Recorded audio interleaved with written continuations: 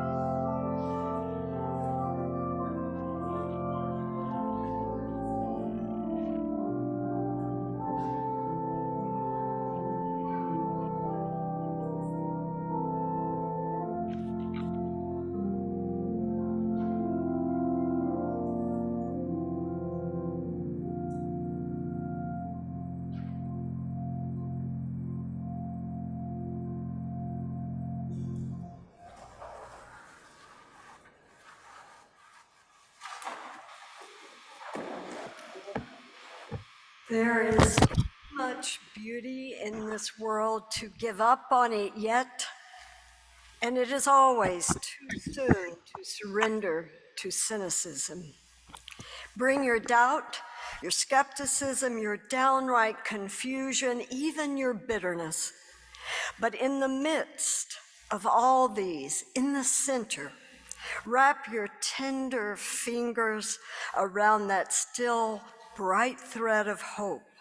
Feel in your heart that still steady hunger for something more, the vision we glimpse every day in the rising sun across the foothills, the light that spreads across the face of the one we love, the look of knowing all there is to know and still loving life, loving us just as it is, just as we are.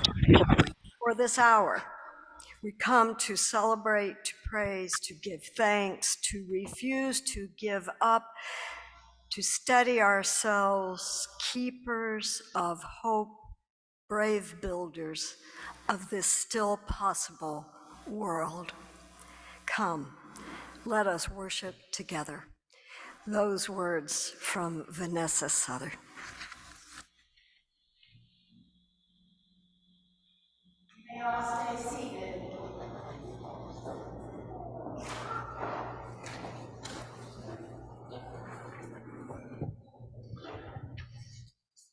We're going to be a little silly with our first hymn this morning, and it's from the General Assembly in 2000.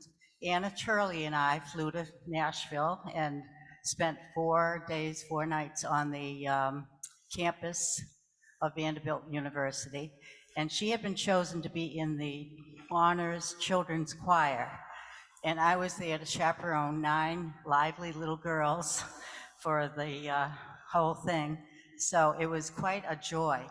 And we sang they sang under the direction of Nick Page. I don't know if any of you know Nick Page, but he's a wonderful choral director.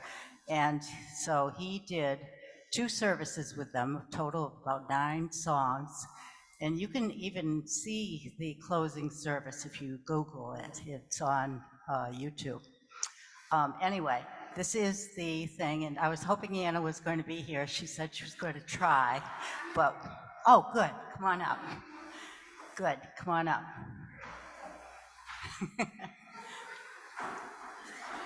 Yeah, she can come too.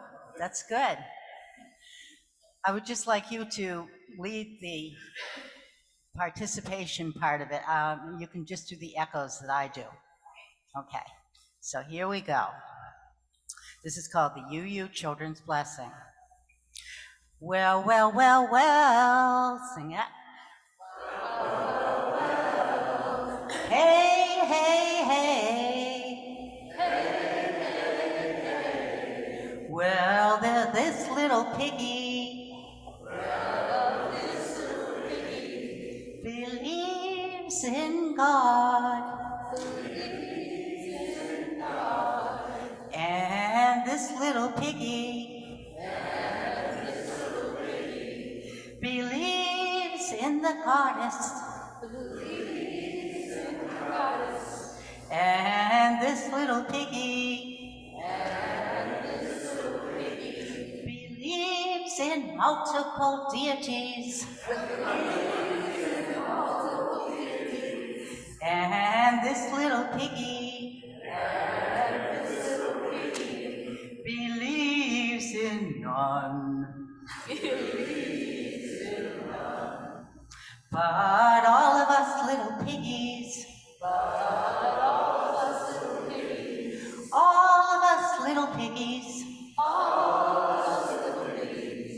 gotta say thank you, thank you, thank you. Gotta say thank you, thank you, thank you.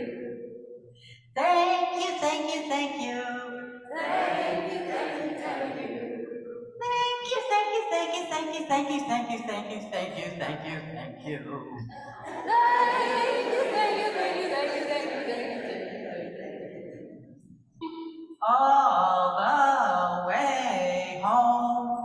All the way home. Amen. Amen. Blessed be. Blessed be. Shalom. Shalom. Have a nice day. Have a nice day. Thank you.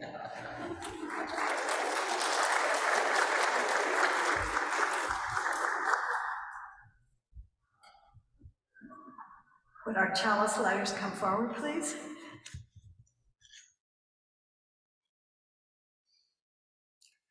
Oh, and we rise for lighting the chalice, rise for lighting the chalice and for the doxology, and then be seated afterwards.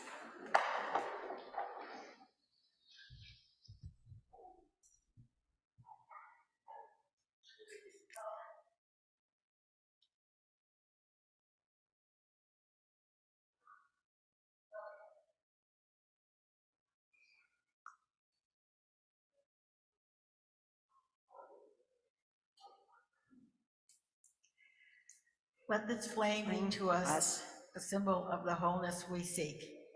Its brightness dispelling gloom. Its glow reminding us of the sacred bonds that link us to all living things. its radiance.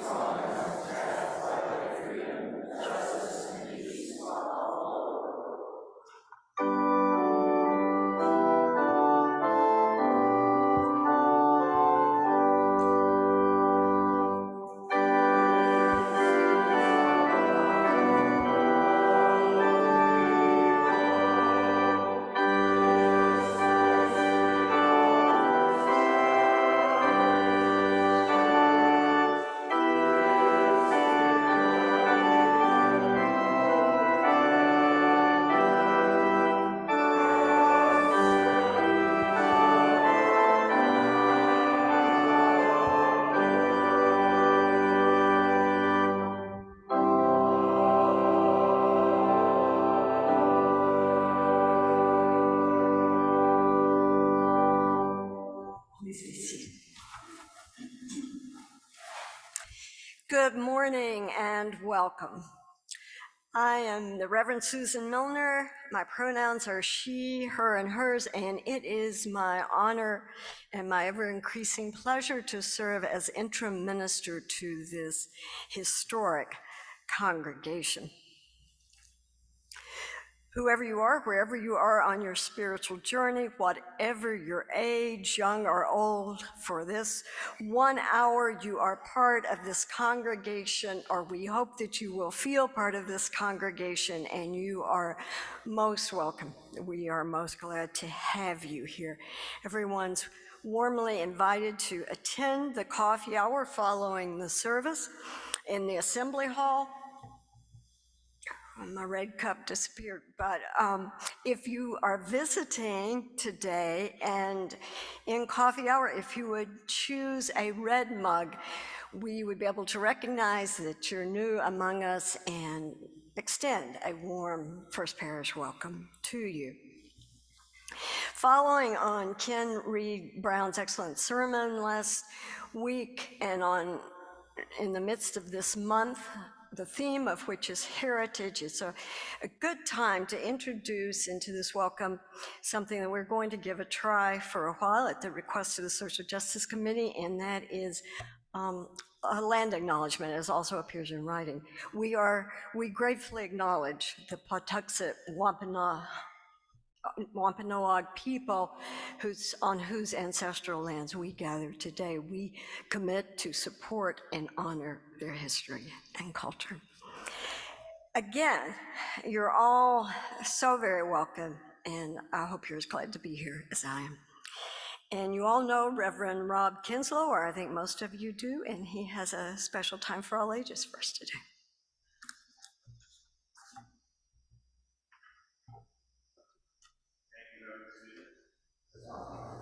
Can you hear me?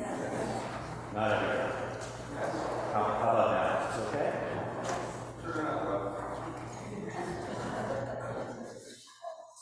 Green light. How's that? Any better? Good. Okay. You'd think after all this time I would know the routine. I'd like to invite our young folk to come on over to this spot that we know well. Anyone who's also young of heart who wants a front row seat is welcome as well.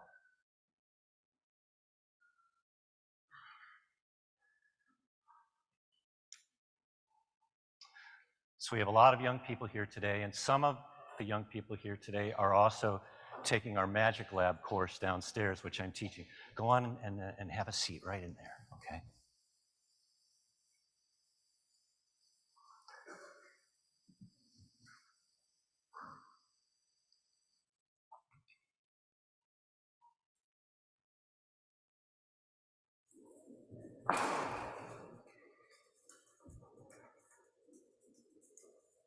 Don't be shy. Everyone have a seat. You're going to need to come back out, okay? Not yet. Okay. Hold tight. And thank you, Reverend Susan, for that kind introduction. It's wonderful to be back here, whether downstairs or upstairs. Today it's fun to be back in this usual spot that we know so well. And my magic box is here as well. So I have a question. Did you ever want to travel back in time? Yeah. I think we all have. I actually don't think it's really possible. I don't really know. But today we're going to try and step back in time just for a moment using a little bit of magic. I have this little magic capsule. It's called a time capsule. Whatever you put in it goes back in time. And today I'll use, well, this will actually come in handy, this little red handkerchief. And May, would you come up and help me with this little experiment?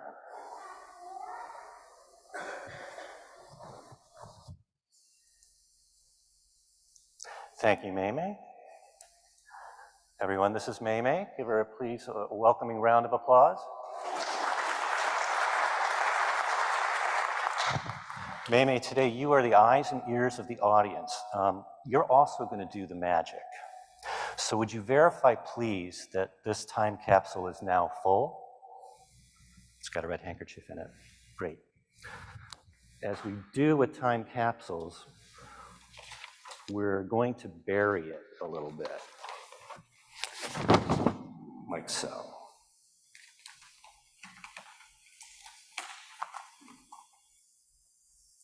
Okay, and let's seal it up tight. Would you close that up for me, just like I did, like that? Just twist it, give it a nice twist. Where's my magic wand? Okay, hold on to that, and hold on to the magic wand, and wait 1 second. So in Magic Lab, what we've been learning is that magic is a lot about respect for others. And it's really in our first and second Unitarian Universalist principles to treat others with respect and treat them fairly. And with that in mind, today, I wanted to be sure, because I know this is a small trick, I wanted to be sure that everyone could see it. So I created a large version so everyone in the back could see. Can you all see? Can you get a view of this, more or less? And people on Zoom hopefully can see it as well. Okay. Actually, may I borrow my magic wand back? Thank you. And let's use a larger red handkerchief like this. Okay. And we'll fill this one up like so. Okay. And here you go. Hang on to that for 1 second. And then this, the yellow isn't quite an exact match, but it's the best I could do in a pinch. So there we have that. May. Take the magic wand, and first of all, can you verify, is the time capsule still in there? Hold up the yellow, hold up that nice and high. And would you also, with the wand, wave it over the time capsule? And give it a tap. Perfect. Thank you. Now, would you, before everyone's eyes, open that very carefully? You can rip it open, actually, if you'd like, and show everyone what you found.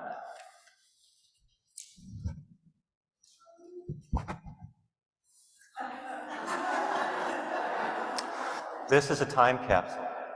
Whatever you put into it goes back in time. Let's have a hand for May. Wasn't that great magic? Thank you so much. Go on and have a seat.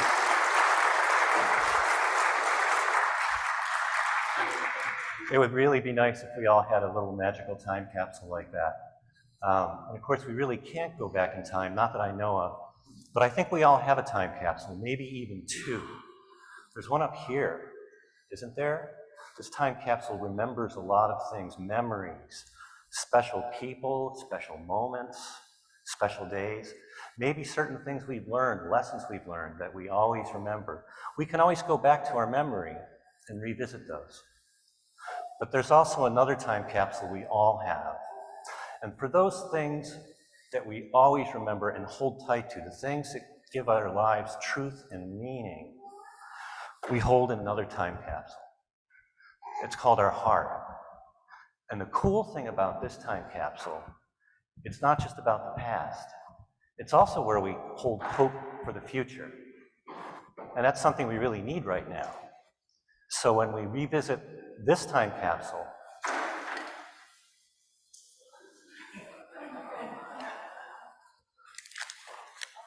we can always find hope there, because that's where love lives. Thank you.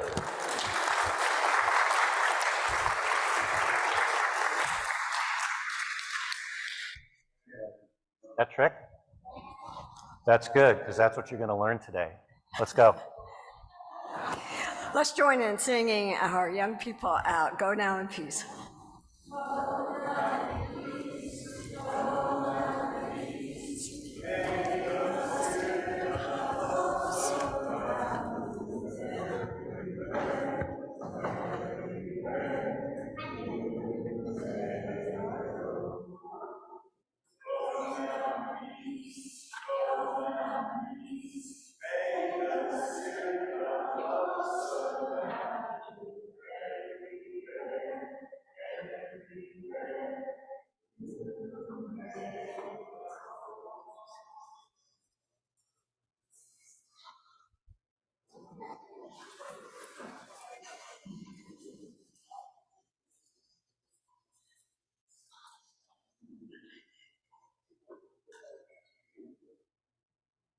This week we've seen so much, but one of the things that we've seen is how important support for communities is, support of communities, support in and among and between communities.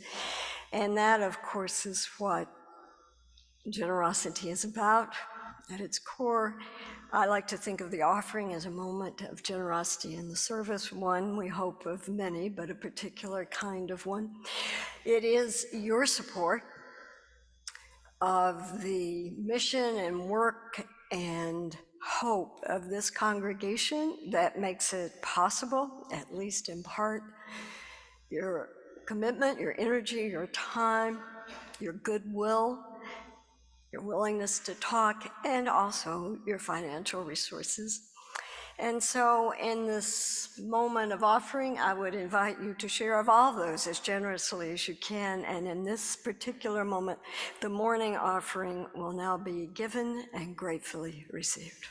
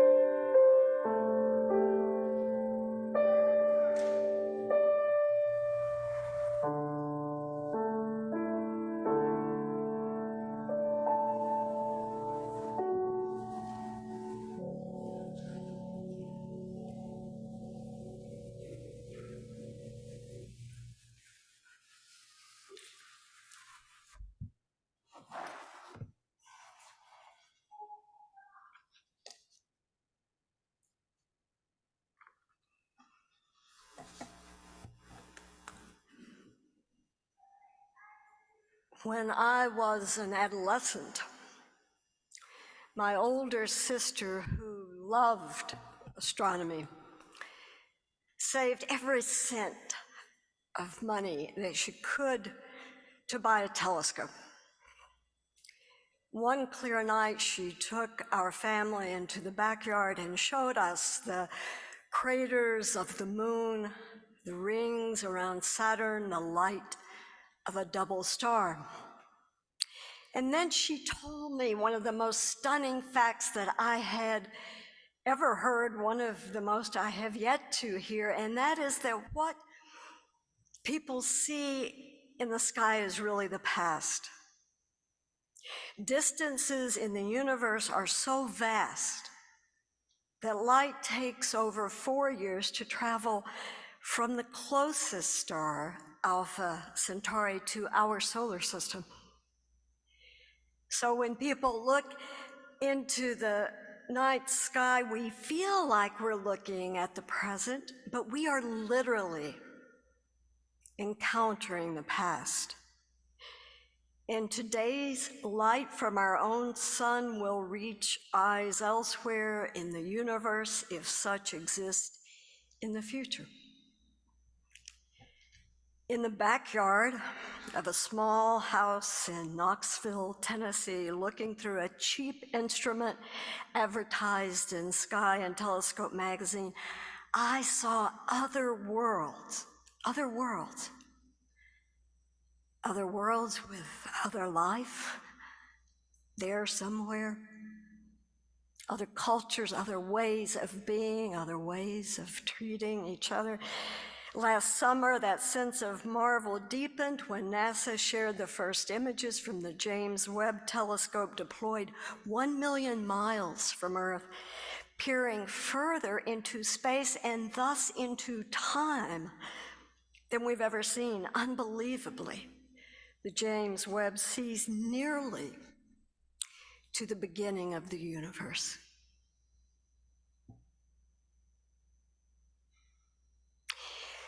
These are realities of nature and science on a vast, intimidating, and wondrous scale.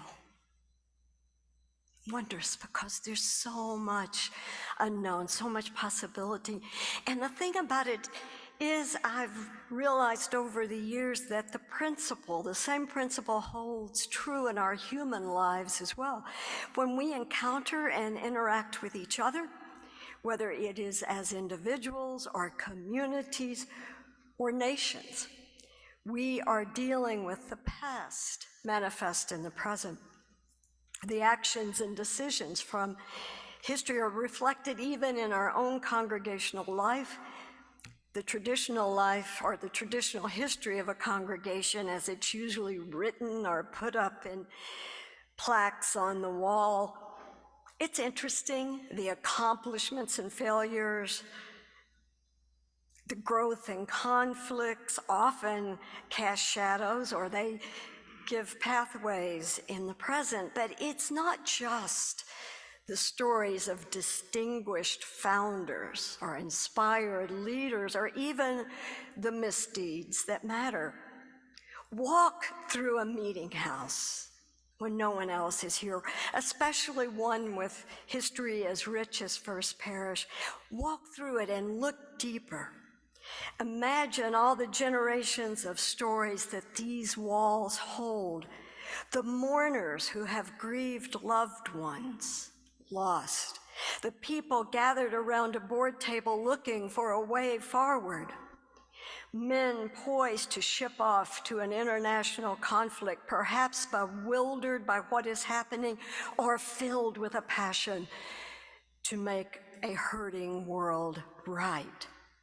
Do you ever think of the people sitting in these same pews in the early days of the Civil War, their country inexplicably split apart, dread in their hearts, wondering, can there ever be peace? Is there hope? Or the joy at an armistice? And all of that and so much more is held in the present moment, and we in turn hold it for the future. The point is that we never know or understand or act just for ourselves, but always for the generations of people to be embraced by this faith in the future. And so early this week, I was delving into reams of pages about a mid-19th century conflict in this congregation, diving through layers of often tedious disagreement to try to find a spectrum of cultural shifts that were taking their toll, and they are there, and wondering how it all informs us now. But I couldn't. Soon I had to just set it aside for another time, because the horrific, devastating events in Israel and Gaza could not be looked away from. The light cast by exploding rockets under the same sky, the same stars, the same universe we are under, and so much more. Illuminating fear and despair, but also revealing layer upon layer, generation upon generation of trauma and hurt. And let me be clear, my point here is not to address or pretend to have answers to difficult geopolitical questions that grow only more complex each day, every 12 hours. Questions of how to bring meaningful, humane, inclusive peace in the midst, not to speculate how to stop one terrorist group like Hamas without opening the ground for another. It's not to pit innocence and suffering one big resistance against those in another doing the same. It is to ask, my purpose is to ask, what can we do here in the relative privilege of life in Duxbury? We who care about suffering and freedom, we with many connections beyond these walls, we with our affirmation of the dignity of each person, the salvation of all. And the first thing I cannot but not say, is to stand with people who are victimized by brutal terrorists. People experiencing loss and threat, people for whom the events carry centuries of images of oppression. There has been, in recent years, a lot of research on what's called generational trauma. In an interview with Krista Tippett, who does On Being, psychiatrist Rachel Yeshuda spoke of her study of the children of Holocaust survivors and the children of pregnant survivors of 9/11. And it was fascinating because the children of both show something different in the chemical markers of their biology that indicate stress and trauma. In part, Yeshuda says they are affected by witnessing the ongoing trauma of their parents, but there also seems to be some kind of biological reprogramming that happens and that's passed on genetically. And ironically, in first generation, those adaptations allow people or help people to survive trauma, but they take their toll because the next generations have what one woman experiencing those symptoms call poor shock absorbers. And it seems to me that conflicts for either of the groups of people suffering in the Mideast right now, it's never just happening in the events of the week, but on top of generations, even centuries of traumatic heritage. And most of us know how true that is for the Jewish people. Many years ago, when I was the settled minister in Lancaster, Pennsylvania, the local Reform rabbi, Jack Paskoff, a good friend and ally in a very religiously conservative area, issued an invitation. A member of his congregation was going to charter a plane to Washington, D.C. to visit the Holocaust Museum. And Jack was inviting all the clergy in the area to go. All of us, Christian, Jewish, Unitarian, Universalist, most of us did. And even having studied much myself about what happened in Europe, I found it soul-rending, changing, embedding awareness in memory. I'll never forget this stack of shoes. And that came to mind this week when I spoke with Rabbi Howard Cohen, who serves the Shirat Hayam Constructionist congregation that meets in our chapel. I expressed our support and caring, and we also talked about more nuanced and layered matters of people and congregation prejudices and passions. It was a good conversation. But I am not this congregation, and I think it would be good for the members of Shirat Hayam to hear from you. So today I have brought on a clipboard a brief letter I've presumed to draft, and I invite you after the service in the Assembly Hall, if you are in sympathy, to sign your name individually to be sent to that congregation. And it reads as following: to Rabbi Howard Cohen and our friends of Shirat Hayam, we members and friends of the First Parish Church, Unitarian Universalists, want you to know that you are much on our minds and hearts in the wake of this horrific week. We hope and pray that family members and friends of yours in Israel are safe. There is no quick reckoning with the atrocities, loss, and trauma of these days or the danger that still exists. But as we all go forward, please know that we are glad you gather in our meeting house to pray, worship, mourn, and hope. We offer you our support, and as people of faith, we meet you in what must be our collective determination to create a more humane, respectful, and peaceful world. If we can be of help, we stand ready. In faith, members and friends of First Parish Church, hopefully with your names beneath it. There is no small place, there is no place on a small, fragile planet, a small, fragile planet in the vastness of space for terrorism, and that includes the terrorism that Hamas wreaks against the Palestinian people trapped in their own forces of history. And so my heart is also with Gaza's everyday people who want no part of this. And it breaks for the 50% of the population that is children. In the suffering about to unfold, we must find sources of humanitarian aid. We must find our love to help everyone thrown into grief. But secondly, and more to the point for today, we can commit to learning and holding and teaching the past in order to free the future.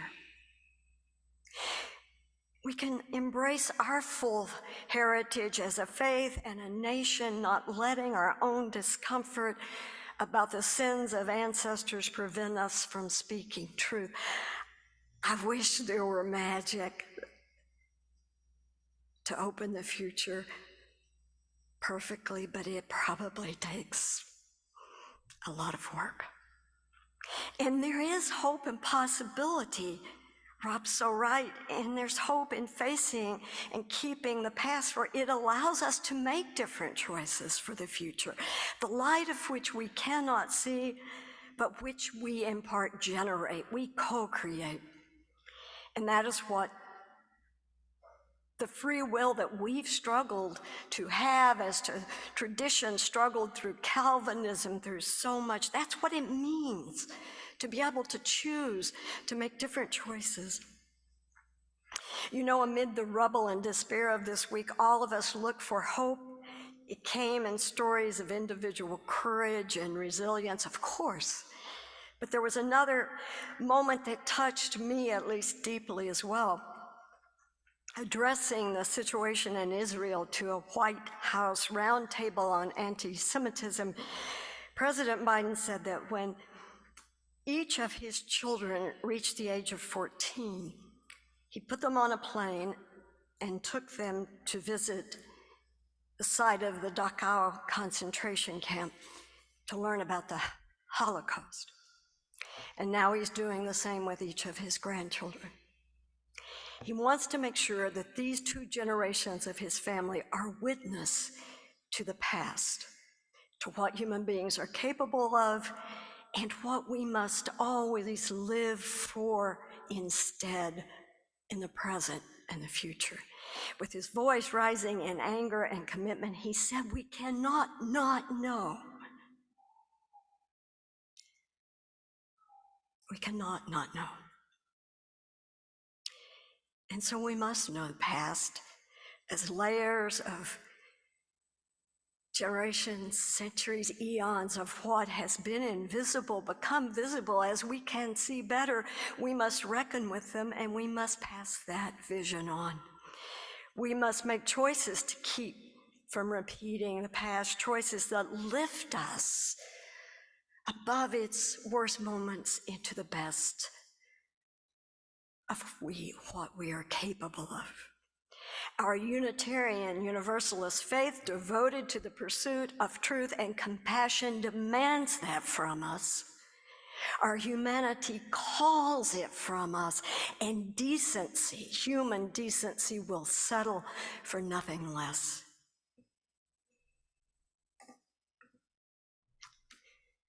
I dreamed this week of a telescope that could see into the future and the new worlds it will hold.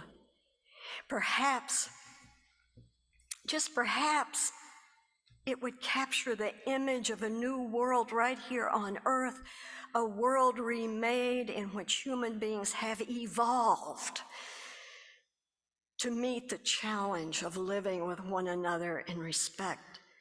A world where we cherish this fragile, spinning globe in an outer arm of the Milky Way, rich with life that flourishes against all odds. A world where we value every human being and devote our creativity, our power to nurturing it instead of destroying it.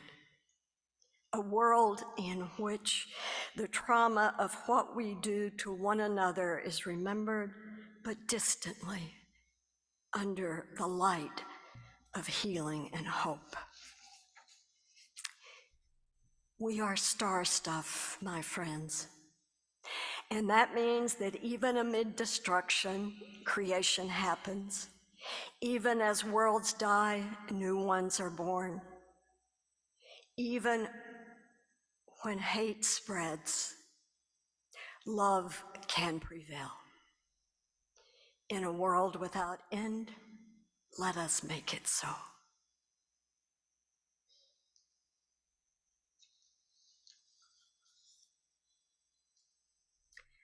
I'd like to introduce a moment of silent, prayerful meditation with these words.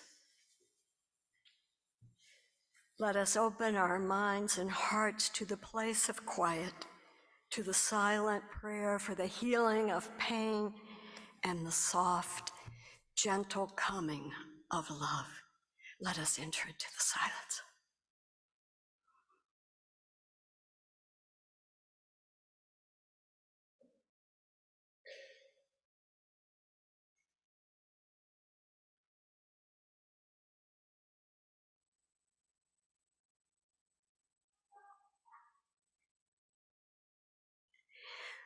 May our hopes and dreams take flight on the wings of love. And now would you rise in body or spirit and join, please, in singing number 95 in the gray hymnal, There Is More Love Somewhere.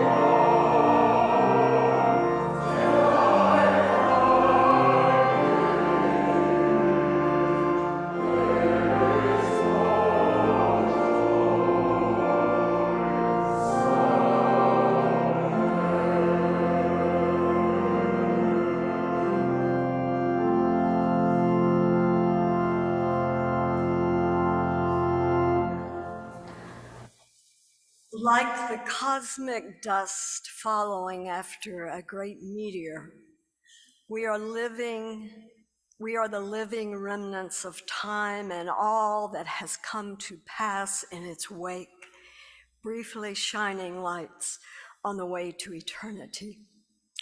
May the light of our time on earth shine to bless the world and each other. Amen. Blessed be Shalom. Mary Enos.